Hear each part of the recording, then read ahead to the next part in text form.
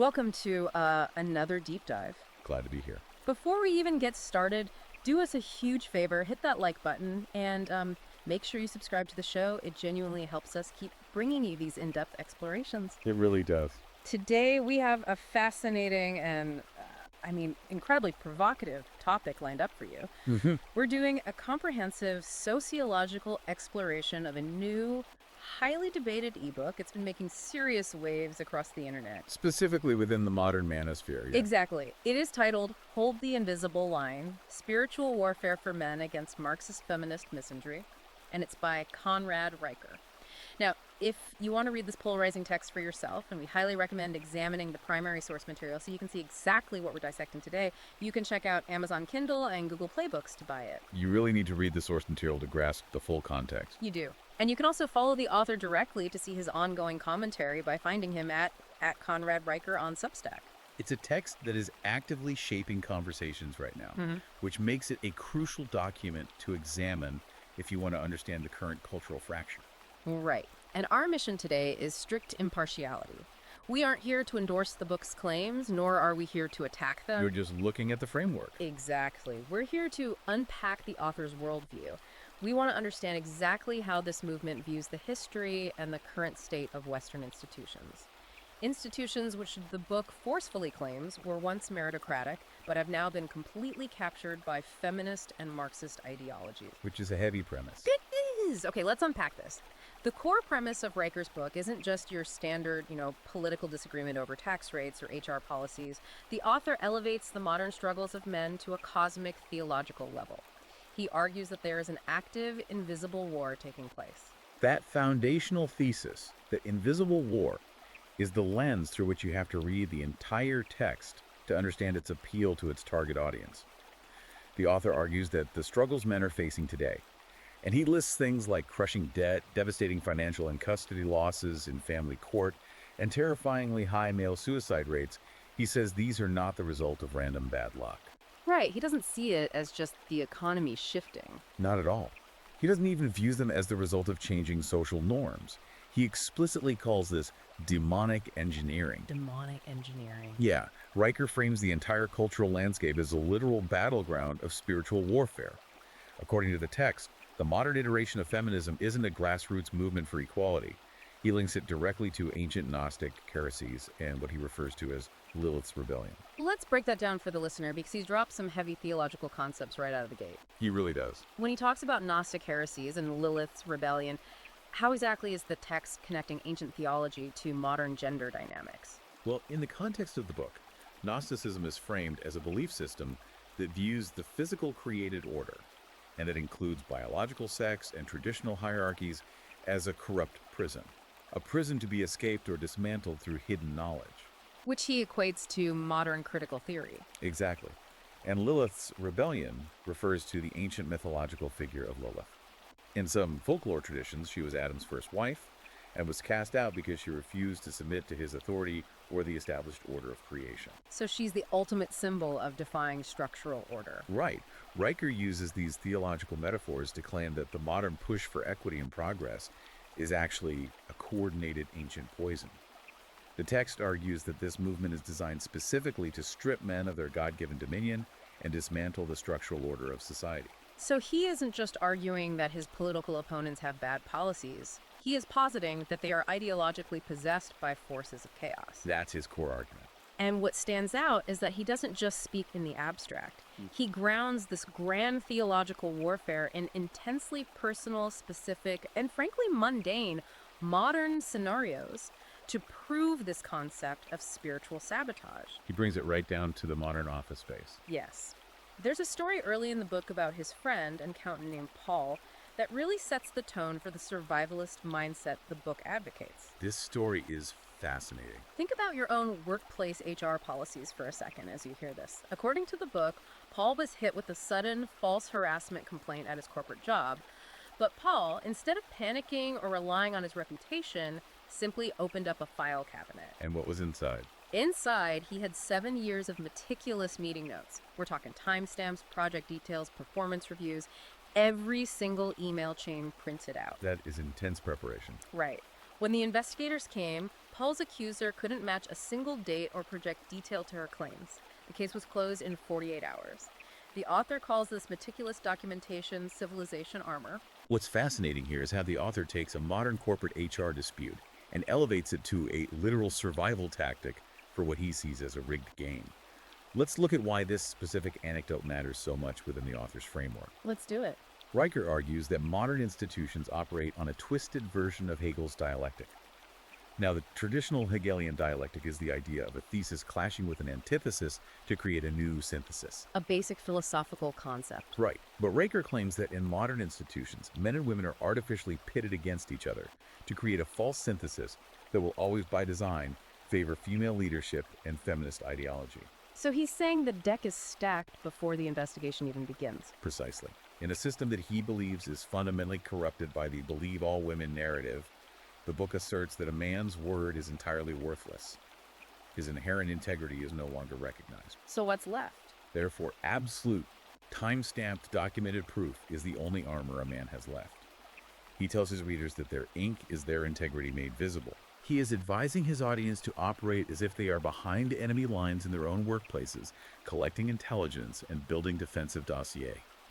It is a profound illustration of a complete lack of faith in the objectivity of modern institutions. Institutions which he claims have abandoned meritocracy for ideological enforcement. That total lack of faith in the system becomes very clear when you read the author's origin story. Riker is highly transparent about the personal catalyst that drove him to write this book in the first place. He doesn't hide his own background. No, he writes, "I watched my world burn." He claims that family courts took his sons, taxes stole his money, and society labeled him toxic just for breathing. He explicitly states that he lived this hidden war on men, and that is why he is handing his readers what he calls a sword. It's a very powerful metaphor for his readers. You might be wondering how a personal divorce translates into a manifesto on spiritual warfare. But the author blends this deeply personal grievance, the very real pain of losing custody and financial stability, with that ancient Judeo-Christian theology to create a unified theory of institutional capture. It is an incredibly effective narrative tool for his target demographic. It takes the isolated shame or confusion a man might feel after a devastating divorce or a career setback and completely recontextualizes it. It changes the entire narrative. Exactly. The text essentially tells the reader, you didn't fail. You weren't inadequate. You were targeted by a massive, interconnected system that was historically designed to support you, but has been captured and engineered to destroy you. It externalizes the blame. It externalizes the blame and elevates the individual's struggle to a heroic, cosmic level. Right. He is taking the lived frustrations of the modern manosphere and providing a grand framework for them. But I found this next part of the text incredibly complex because he leaps from HR disputes and family court grievances directly into theoretical physics. Yes, the physics angle is quite a shift. Riker doesn't just rely on political commentary. He attempts to fuse physics and complex philosophy to argue that male dominance isn't just a cultural tradition, but an objective cosmic law. He leans heavily on Chris Langan's CTMU, the cognitive theoretic model of the universe. That's a deep cut. It is. Let's break that down for the listener. How exactly does a fringe physics theory about self-programming universes connect to modern gender dynamics? It is a massive intellectual leap, and it requires following the author's specific interpretation of Langan's work.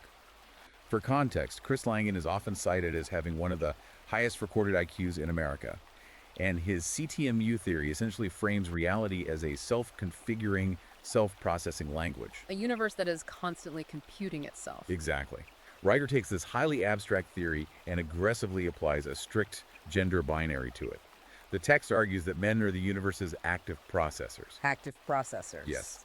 According to this framework, men are biologically and spiritually built to map objective systems, to physically build, to fix, and to defend. And he contrasts this directly with feminist ideology, which he doesn't just call wrong, but frames an actual glitch in this cosmic software. A glitch, that's the exact framing. The examples the book uses to justify this leap are highly specific.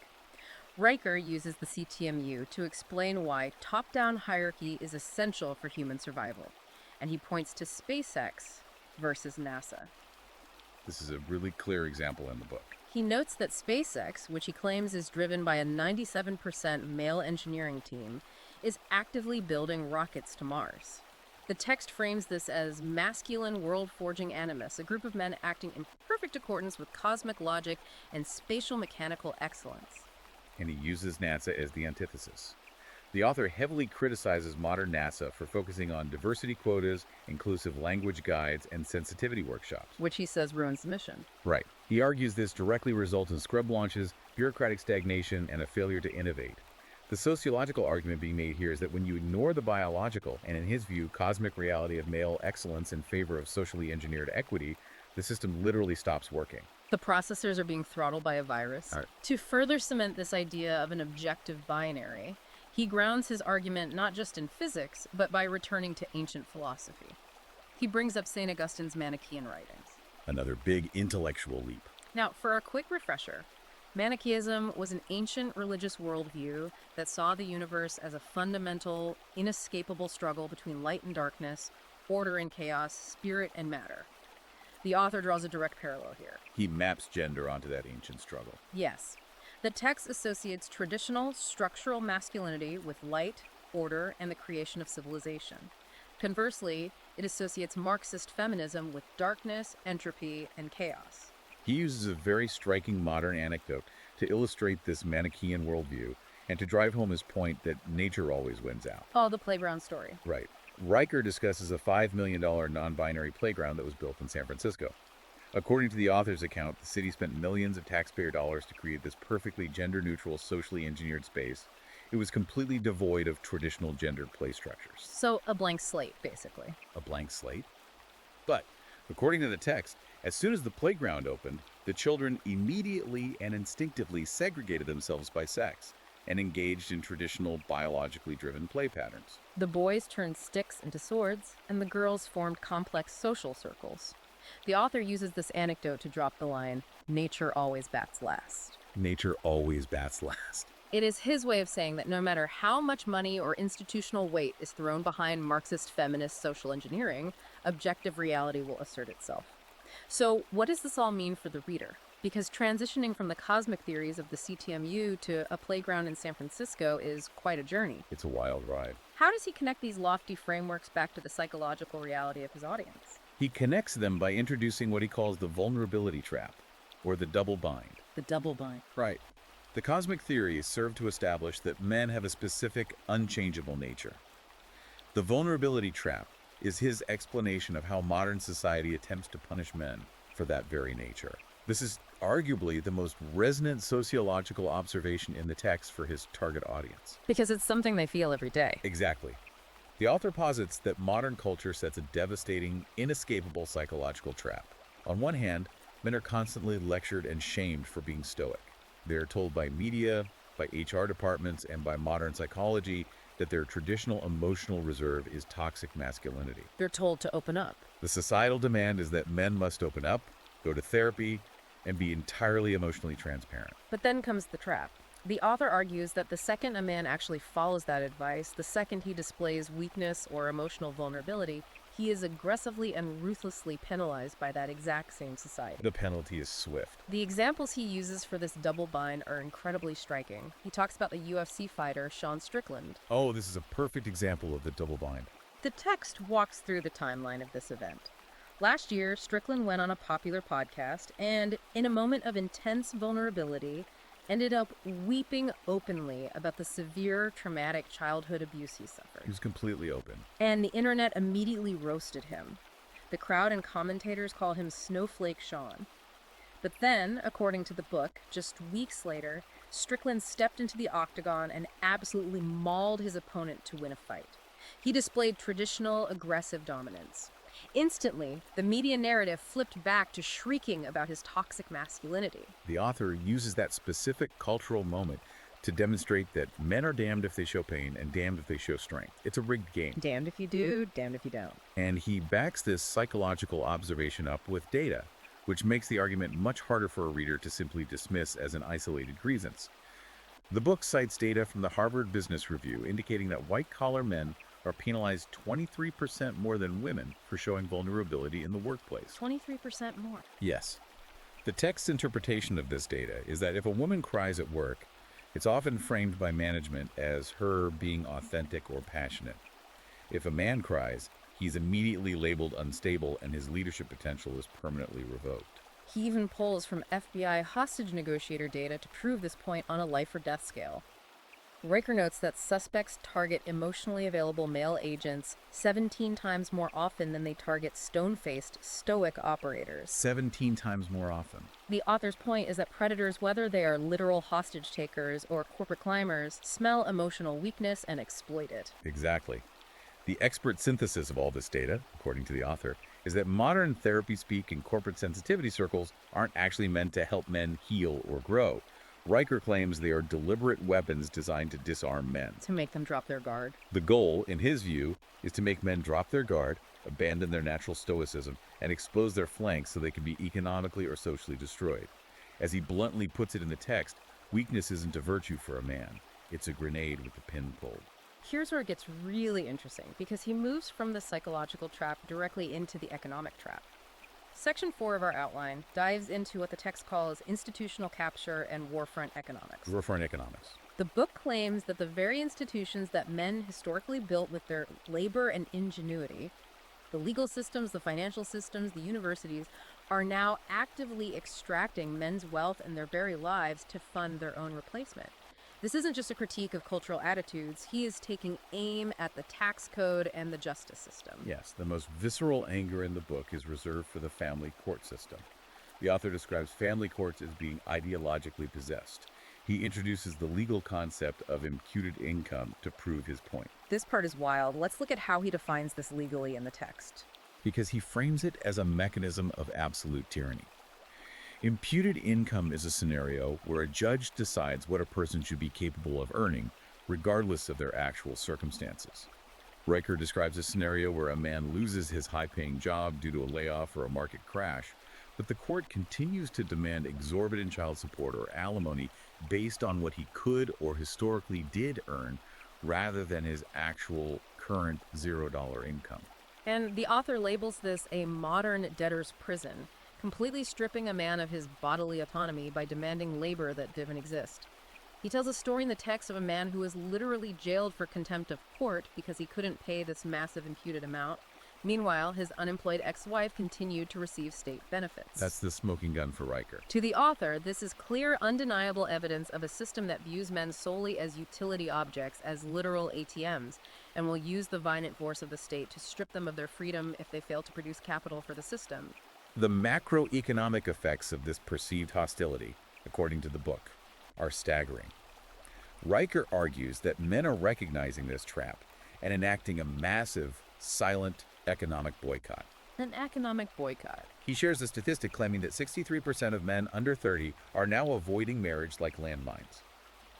The text posits that these young men are looking at the family court system, seeing the incredibly high risk of false allegations, the weaponization of divorce, and the guarantee of financial ruin, and simply opting out of the social contract entirely. And he points to fascinating market indicators to prove this boycott is real. He notes that the traditional wedding industry is in an absolute panic, specifically citing major institutions like David's Bridal filing for bankruptcy. While at the same time. Exactly. At the same time, he points out that male luxury markets like Rolex watches or high-end automotive parts are absolutely booming, with sales hitting billions of dollars. So they have the money. The sociological argument being made here is that men aren't broke. They are just refusing to invest their capital into a compromised, hostile institution like modern marriage. They are choosing instead to keep their wealth to themselves, starving the system of the male capital it relies on. It is a profound institutional boycott. And the text goes to even darker places when discussing the ultimate toll this systemic hostility takes on men.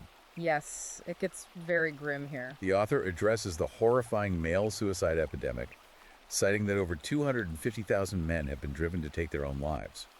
But Riker absolutely refuses to call this a mental health crisis. He calls it spiritual murder. He points a very accusatory finger at state-run health systems, specifically highlighting a scandal within the Canadian VA and their MAID program, Medical Assistance in Dying. This is arguably one of the most severe accusations in the text. He details the case of Corporal Christian McEachern, a wounded Afghan veteran who was suffering from severe PTSD and depression. A heartbreaking case. According to the book, instead of providing this veteran with the rigorous treatment, brotherhood, and purpose-driven rehabilitation he desperately needed, The VA staff allegedly offered him state-sponsored euthanasia. The author calls this state-sponsored gendercide disguised as medical compassion. Riker uses this tragic case to argue that the system demands absolute lethal sacrifice, from men sending them to fight wars, putting them in the most dangerous, physically destroying workplace roles, but the exact moment they are broken and need institutional help, the system views them as a drain on resources. He argues the system would rather put them down than heal them. It is a terrifying vision of a society that he claims has entirely discarded its protectors. If we follow the text's logic, how does the system justify this kind of disposal? That brings us to empathy. Right. Riker argues that feminists and captured institutions have effectively weaponized empathy to control men and completely dismantle meritocracy. He contrasts two major corporate advertising campaigns to prove that the general public is actually starved for traditional masculinity, despite what the captured media claims. The Gillette and Axe comparison. Yes. He looks at the infamous Gillette ad from a few years ago, the one that lectured men on toxic masculinity, highlighting bullying, harassment, and mansplaining. The author claims this ad, driven by weaponized empathy, resulted in an $8 billion loss in market value for the company. He then contrasts that financial disaster with an Axe body spray campaign that simply celebrated traditional male competence, confidence, and swagger, which yielded a 19% jump in sales. The market speaks. The author is arguing that corporate HR departments and marketing boards are entirely out of touch with reality, pushing an empathy-driven, anti-male agenda that the actual consumer market actively rejects.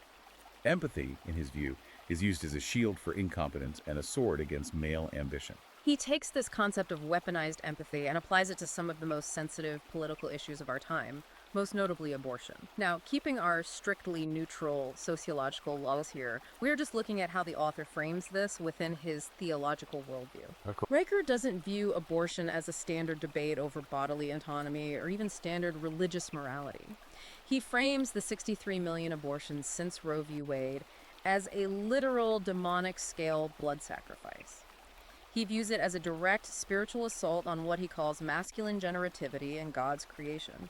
The text claims that feminist rhetoric relies on weaponized empathy to frame children as burdens, which allows women to completely avoid the biological and spiritual consequences of their actions. Meanwhile, the author argues, men are legally forced into the financial consequences of fatherhood via the family courts we discussed earlier, entirely without any legal say in the life of the unborn child. A total power imbalance. It's a stark illustration of what he sees as the ultimate imbalance of power and responsibility, where the state enforces male obligation but legally protects female abdication. This intense critique leads directly into his complete redefinition of what toxic masculinity actually means. In the author's worldview, the traits that modern society labels as toxic stoicism, aggression, dominance, hypercompetitiveness, a disregard for one's own safety are actually the essential ingredients of sacrificial leadership. He completely flips the script. He brings up the incredibly moving story of Iron Bill Downey on 9/11. Downey was a first responder who hauled 17 people out of the rubble of the Twin Towers, refusing to stop and continuing to work even with shattered legs. The author makes a biting, cynical observation here. He claims that if Iron Bill were to operate in a modern, captured corporate environment today, HR would immediately send him to sensitivity training or fire him for disregarding personal safety protocols and displaying a toxic savior complex. Wow. Riker is arguing that society desperately relies on the extreme, aggressive, self-sacrificing nature of men to survive crises, wars, and disasters, but then has the absolute luxury of condemning those exact same traits during times of peace and comfort. That brings us to the final and perhaps most actionable section of the book. Because Riker doesn't just want his readers to sit around being angry. He wants them to act. He provides a playbook. The final chapters of the text are entirely focused on masculine resurrection and building parallel systems. You might be asking, how does he tell these red-pilled men to actually fight back against a system he just described as an omnipresent demonic trap? His first rule is, don't complain. He explicitly says, do not complain. He writes that whining is for the enemy. Instead, he advocates for a total strategic retreat from captured systems and the active building of parallel masculine-led structures. He lays out highly specific, actionable tactics for an economic rebellion. Yes, the author advocates for building what he calls uncancelable wealth. He points his readers toward decentralized finance, specifically Bitcoin. Digital gold. He doesn't just view Bitcoin as an investment. He views it as a way to secure the blockchain, and fight against what he calls fiat corruption. This is the idea that the government can simply print away a man's hard-earned labor or freeze his bank accounts for having the wrong political views. He calls this digital homesteading. He also tells his readers to completely abandon captured social media and commerce platforms. He champions platforms like Gab for uncancelable free speech and apps like Jobber to specifically hire, network with, and financially back blue-collar tradesmen, plumbers, electricians, mechanics. Back in your own. He explicitly tells his readers to give their money to these men over what he derisively calls gender studies majors working in corporate ESG departments. He wants his readers to starve the mainstream empathy-driven economy and feed a parallel, merit-based masculine economy. And it's vital to note that it's not just about money for Riker, it's about rebuilding community. He details a specific program called the Phoenix Initiative in Detroit. This was a fascinating case study in the book. It was a fraternal brotherhood program that allegedly slashed local male suicide rates by a staggering 40%. But the crucial detail is how they did it. They didn't do it with therapy circles or by sitting around talking about their feelings, which the author already established as a trap. They did it with Spartan rules. The men lifted heavy weights together, fixed cars, and held each other to brutal, uncompromising accountability standards. As the author describes the environment, there were no tissues, just torque wrenches. No tissues, just torque wrenches. That sums it up. He argues that men do not bond through face-to-face emotional confessions. They bond through shared struggle, physical exertion, and shoulder-to-shoulder action toward a common goal. He even gives his readers a daily psychological drill to fortify their minds before they step out into a world he believes hates them. He calls it the 90 seconds at the sink ritual. I want to hear your take on this ritual. He instructs men to stand at their bathroom mirror while shaving, recruit the Archangel Michael as their commanding officer, and literally visualize a flaming sword incinerating Marxist thought viruses and societal programming from their minds. It sounds extreme to an outsider, but it's a deliberate psychological anchoring technique. He is trying to instill a sense of divine militarism in his readers, making them feel like soldiers waking up for a holy war every single morning, replacing despair with martial purpose. If we connect this to the bigger picture, the author's ultimate historical metaphor for his readers is Nehemiah's builders from the Old Testament. When Nehemiah was rebuilding the ruined walls of Jerusalem, his men were under constant daily threat of attack from surrounding enemies. So they didn't just build, they worked with a trowel for building in one hand and a drawn sword for fighting in the other. A trowel in one hand, a sword in the other. That is the exact image Conrad Riker wants his readers to walk away with. To briefly recap, Hold the Invisible Line presents an intense, unapologetic worldview. It is a highly controversial fusion of modern red pill grievances, ancient Judeo-Christian theology, and a direct call for total institutional rebellion. It tells men that they are not broken, but that the world around them is, and that it is their divine duty to conquer it and rebuild it. Exactly. It is a text engineered from the ground up to validate the deepest, most profound frustrations of the modern manosphere, while offering them a path of resistance that feels both ancient and completely righteous. Which leaves us with a provocative thought for you to ponder as we wrap up today's deep dive.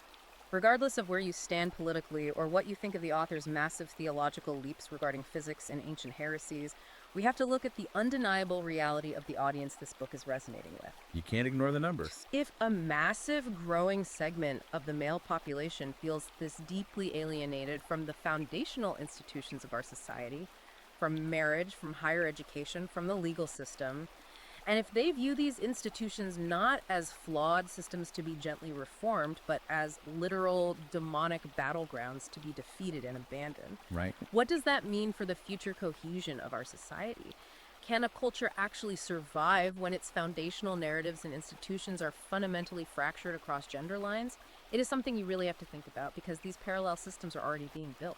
It is arguably the defining sociological question of our current era. When men begin building parallel economies and communities because the mainstream systems are deemed irrevocably hostile, you are looking at the precursor to profound, unavoidable societal shifts. Absolutely. Well, that is all the time we have for today. Remember, if you want to explore the source text firsthand and see exactly how the author constructs these arguments, check out Amazon Kindle and Google Playbooks to buy Hold the Invisible Line. Read it for yourself. You can also get more of his direct insights by following @ConradMiker at Substack. And please don't forget to like this video and subscribe to the show so you never miss a deep dive. Thank you for joining us, and we'll see you next time.